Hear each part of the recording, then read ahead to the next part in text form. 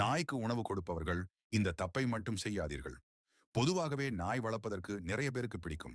சிலர் விதிகளில் இருக்கும் நாய்களுக்கு உணவு கொடுப்பார்கள். நாய் என்பது ஒரு நன்றியுள்ள ஜீவன். ஒரு முறை நாம் அவர்களுக்கு உணவு கொடுத்து விட்டால் நமக்கு பாதுகாவலராக மாறி நன்றியுடன் இருப்பார்கள்.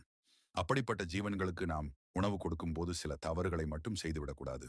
அது என்ன தவறுகள் என்று தெரிந்து கொள்வதற்கு முன், உங்களுக்கு நாய் வளர்க்க பிடிக்குமா என்று எங்கள் பொதுநலம் கமெண்டில் சொல்லுங்கள். சப்ஸ்கிரைப் செய்து கொண்டு எச்சில் கையில் நாய்க்கு உணவளிப்பது தோஷத்தை உண்டாக்கும். வீட்டில் இருக்கும் நாய்கள் ஊளையிடுவது வீட்டில் அசுப நிகழ்வு நடக்கப் போகிறது என்பதற்கான அறிகுறி.